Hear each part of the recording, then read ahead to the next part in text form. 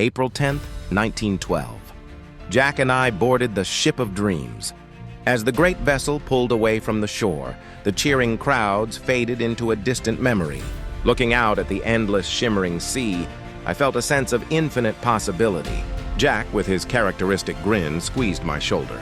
"Leo," he said, his voice filled with a certainty that was contagious. "This is the start of everything." In that moment, watching the horizon stretch before us, I believed him. We were two artists with nothing but our sketchbooks and a shared ambition, standing on the deck of the grandest ship ever built, full of hope for the new life that awaited us across the ocean. April 14th, 1912.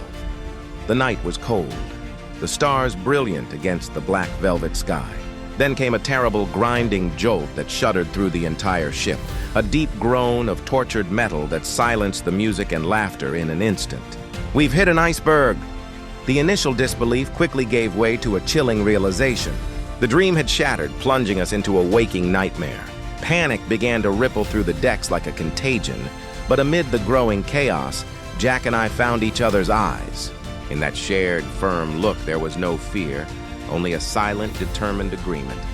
In the ensuing panic, as screams echoed and the deck began to list at an alarming angle, we found our purpose. It was a clarity that cut through the fear. Our goal was no longer just to survive, but to help.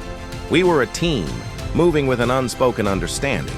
Animated scenes would show me gathering frightened children, using my sketchbook to draw silly faces and distract them from the terror.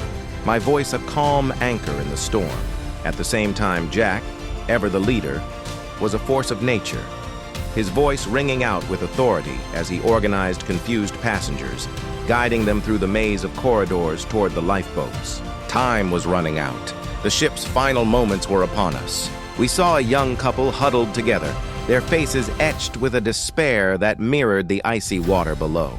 They had lost all hope. Without a second thought, Jack and I took off our life vests and handed them over.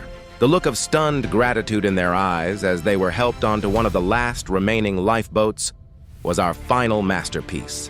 As the cold water rose around us and the Ship of Dreams made its final descent, I looked at Jack.